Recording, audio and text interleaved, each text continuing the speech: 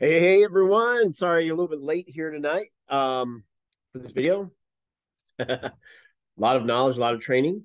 Um, everyone, Coach Curtis Phelan here. Been a results life and business coach for 25 years. Right now I'm doing some advanced wealth learning with through Brad Sugar's 30X Wealth program, and I'm just sharing my notes. I'm just doing this to get myself in the habit of creating videos again, but I also want to share, a little bit tidbits of knowledge that I pick up along the way in hopes that it helps inspire some of you to join the program. I have nothing to do with it, so I don't benefit in any way other than knowing that I'm sharing some knowledge to help people create generational wealth in their life. And I'm going through this program. If you have any questions or want more information on what I'm sharing, I'm just sharing my notes. I'm going to try to keep these videos fairly short, so hopefully I can give you some little tidbits to help you create generational wealth with your family. So let me just share my screen here real quick. And let's just knock this out today. There we go. So today was day 10. We started talking about retail, wholesale, and creative investing. Yesterday was about the different seasons of the economy and the markets and just basically how the world functions, right? We have different seasons and things. I don't want to recap that. You can go watch that video from yesterday. So today was day 10. We're talking more about retail, wholesale. There's three types of investing. There's retail investing, wholesale investing, and creative, or getting creative with investing. And then there's three levels within that. So there are three categories. Sorry, I did that backwards. There are three categories of investing. Okay, we have business, real estate, and stocks. And then there's three levels within each of those, which is retail, wholesale, creative. Sorry, it's been a long day. It's late here. So let me cover this real quick for all of you so that you can go about your day and hopefully grab some knowledge for the future when you're planning and creating your family wealth plan. So let's look at the three categories of investing and then look at the three different levels in each of them so you can start to plan strategically where you're going to invest your money in the different.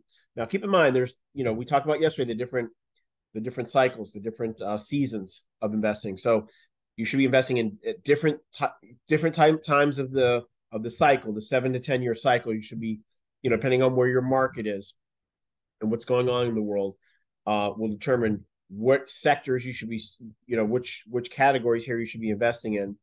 And then based on your experience level, will determine whether you're at the retail, wholesale, creative level. That makes sense.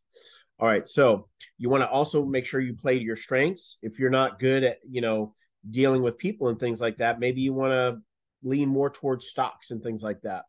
If you don't want to build a business, you just have no interest in it whatsoever, and that type of thing, stay away from it. Focus on real estate or stocks. If you don't like dealing with people and things like that, real estate probably isn't your best segment. You probably want to go towards stocks and definitely stay away from business, right? So anyways, play to your strengths. Where do you feel more comfortable focusing your time, energy, and effort? What interests you more, and lean a little bit more towards that. Now, remember, investments have cash flow and capital. Okay, so that you have to have cash flow and capital. Otherwise, it's not really an investment. Okay, remember, good investors think in 10-year. They think 10 years ahead. So these things have to have cash flow and capital. Now, the number one category to start investing in is business. Okay, it's hot. It has the lowest liquidity. It's the highest rated in the world. This is where venture capitalists, the biggest money, invests. Right? If you think about Berkshire Hathaway and BlackRock and all these big investment firms, trying to think of the Pretty Woman, right? So Richard Gere, right? He was a venture capitalist. He bought and sold companies, right? What they do is they, typically they buy companies and then they bring in their own management team and things like that, unless they're going to destroy them like he did in, the movie Pretty Women. He ended up not doing that, right? He brought in great management. He actually rehired the owners and things and brought in their own management to improve the company that he was taking over. But that's what they do. They buy companies, they bring in their own, they buy them at a discount so they can bring in their own team and increase the value, the profitability of the business. You have the most control over a business if you know what you're doing and you can learn what you can doing, you can increase you have a lot of control in increasing the profitability of the company, right? You can increase not just sales and revenue. We're talking about profit. You can learn how to cut costs, negotiate with vendors. You can also increase the sales and revenue and things like that. You can raise prices. There's a lot of different things you can do in a business. I'm a business coach, so I only know that stuff. He didn't share that in this program, but there's a lot of things you can do in a business to increase its value, so that when the business owner sells it or you buy a business or whatever, you can increase that. So you have a lot of control. Anyways, enough on that. A vast majority of businesses don't get sold. Okay, there's not a lot of buyers out there for businesses that aren't doing too well, and most businesses don't do too well. Most owners don't know what their company's worth. They think they know what it's worth, but they have no clue. I talk to business owners regularly. I'm sorry, business owners, yeah, but business brokers regularly, and they're just amazed at what a business owner thinks their business is worth, and when they find out what it's really worth, they're just shocked. So, but if you have a really good business, obviously there's a lot of buyers out there for good businesses. They're hard to find, so there's a lot of buyers out there for them. Now let me blow this up because I can't quite read everything. All right, so there's a lot of better deals in buying businesses than buying real estate. Okay, so there's a lot of better. If you think about this for a second, so there's a lot better deals in buying businesses, right? There's more struggling businesses out there that are for sale. That if you know what you're doing, you can go and make huge, profit and cash flow and capital than there are in real estate. Okay, now most people know what a house is valued at, right? There's comps and things like that, but nobody really knows what a business is worth, right? So to make sense of this, okay, some of you might be saying, no, that's not true. Think of it this way. You can get a much better deal, let's put it this way, in buying a business, because there's nothing to compare it to. A business is worth what you're willing to get it for. And if you can go and take that, let's say you buy a business and you double or triple or 10 times the value by increasing revenue and profit of that business, okay, which is really easy to do.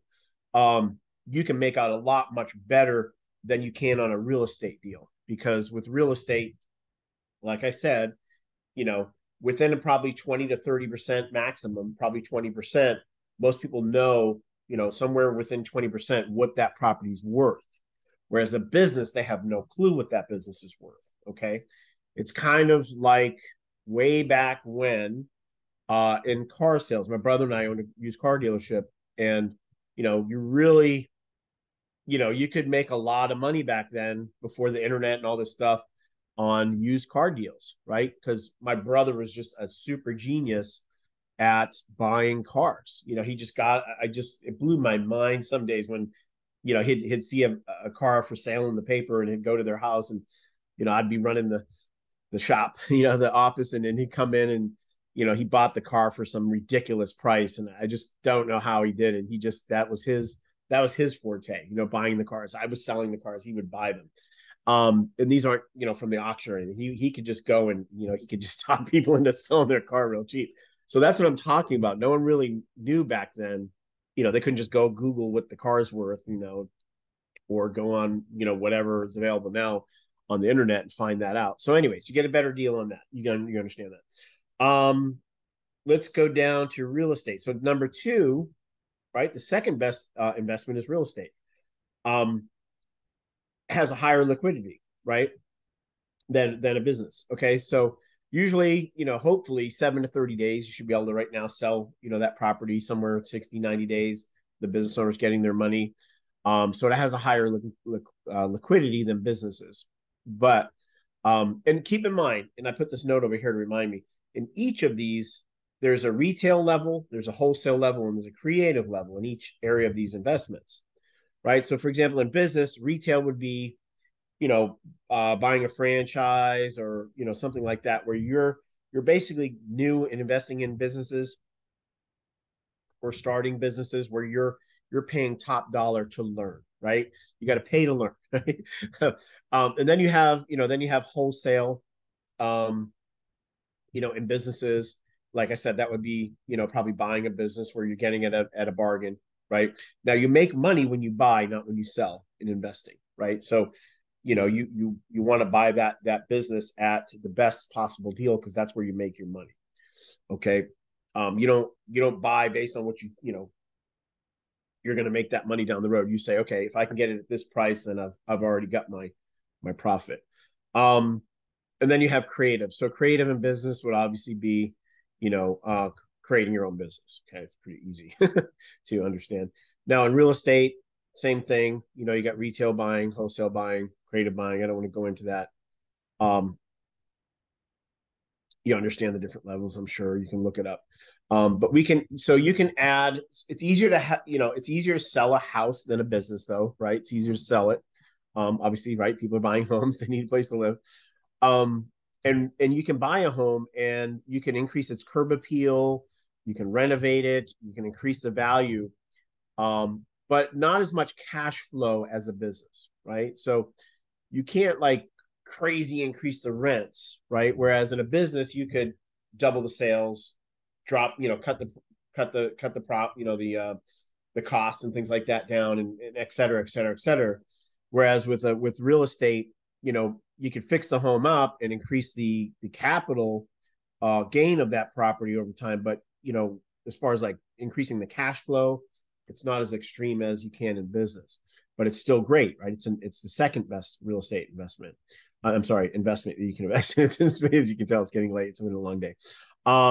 You also can decide what and where you're buying this, so you're in control of the value increase. Based on, if you're buying in a good neighborhood or bad neighborhood, what part of the country, things like that. One family home, two family home, apartment buildings, things like that. So you can kind of control, what you want to invest in and things like that. And then you have stocks, right? So you have stocks, they're totally liquid, right? You can buy and sell stocks all day long, right? I do it with, trading and Forex and all that stuff. So, there's no value add, right? You're not gonna, if you buy McDonald's stocks and then you run down to McDonald's or Taco Bell and you buy a bunch of tacos or burgers, you're probably not gonna, have much effect on the value of that stock, right? So there's really no value add there for you as far as control wise. You're betting on the management and the market conditions to do that work for you to increase the value of that stock, right? And again, you have retail buying of stocks. That would be buying stocks through a broker or funds or things like that. Then you have wholesale. Now, to be a wholesale investor in stocks and things like that, you have to become a professional or accredited investor. Remember, we talked about that a few days ago, where that's based on really. It's funny too. It's not based on like your experience in investing, so to speak. It's more how much money you make and how much money you have in the bank. Okay, that determines if you're an accredited investor or not. I was just on a call with Grant Cardone, if you know who he is. I actually live in one of his communities, and anyways, I lost my thought there. What was I going with that? What we were talking about? Oh yeah, it's just the yeah, I forgot what I was talking about. I was going somewhere with this. It's not in my notes, so that's why I lost my train of thought. It'll come back to me. It'll come back to me. So, anyways, yeah, what was I talking about? It'll come back to me. So, it'll come back to me. But it's like I said, I'm tired. It's been a long day. I got really early today. Worked out super super hard. Anyways, so you have was I still on real estate? No, I'm on stocks, right? So yeah, so retail, broker funds, wholesale, right? Okay, so becoming an accredited investor. Okay, that's where I was at. Sorry about that. See, had a brain issue there for a second. So some of Grant's investments, it's cool. He's a cool dude. Most of his investments, you have to be an accredited investor to invest with them. Like they're buying big communities, really nice apartment complexes or condos and things like that you can invest in. But it's pretty cool. Like if you live in one of his communities, you can actually he's got some programs where you don't really necessarily need to be an accredited investor to invest. You can get in fairly easy if you live in one of his communities. So it's pretty cool. But anyways, that would be, you could actually be considered a wholesale buyer without being an accredited investor. It's pretty cool stuff. Anyways, Then you have creatives, and that would be building a business and then taking it public, selling shares, right? You're a seller, not a buyer now, right? So that would be a creative, that would be the creative level of stocks. Selling shares to somebody, right? Building a business, taking it public, IPO. There's different ways to take it public, right? But that would be, considered, excuse me, being a creative investor. Again, they're totally liquid. And that's really it, for tonight. Pretty simple, straightforward tonight. Like I said, I'm just sharing these notes because I myself, there's a lot of these things I learned a long time ago and I wasn't doing them. So I want to make sure that I'm doing them. I'm getting older now. I can't be, so willy-nilly with my money, Um, and especially with what's going on with the economy and where we're headed and things like that. I want to make sure that I'm on my game, and I hope I can influence some of you to get on your game if you're not. Maybe you've heard some of the stuff and you're like, oh yeah, you know what, I need to be doing that. Maybe you know tons more than I do, and I'm inspiring you to say, you know what, I know more than this guy, and I need to go start doing this. But I just want to, hopefully help some of you tonight start to think about your future and your wealth. So I already went over the 3 levels, and you make money when you buy. So I don't need to cover those. So the homework would be, if you want homework, would be to start building that wealth plan that I talked about in the first few videos. And that's start building a wealth plan for your family. Start building that strategy. Where are you going to invest in the next 1 year, 2 years, 3 years, 5 years, 10 years? What are you going to focus on? You're going to focus on business, real estate, stocks. At what years are you going to do that? Remember, there's a 7 to 10 year cycle, to learn this stuff. So the sooner you get started, the better. Sit down with your family, create that family wealth company. You need to look at it as, you got to create like your own family wealth company, right? It's like your family's name, Wealth Inc., right? Whatever, and create that business plan and map it out for the next 1 year to 5 years or more. Decide, what years are you going to focus on this, and this, right? Real estate, stocks, business, what have you. Again, start with businesses, right? Maybe you need to increase your cash flow first, right? And then you start getting into capital gains and things like that. So maybe you just focus on increasing your current income, and then you start learning about either real estate or investments or whatever you're going to do, right? Like I said, always consult a professional, but you ultimately make that decision.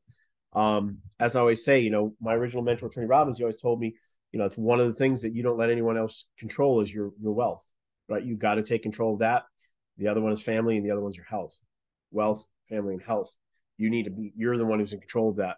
Don't leave it up to somebody else. Okay. You care more about that than anyone else. Okay. So take care of that. So thanks for watching, guys. I hope you enjoyed this. I'll cut this off because I want to try to keep these shorter. They've been kind of running a little long because there are long trainings that I'm going through.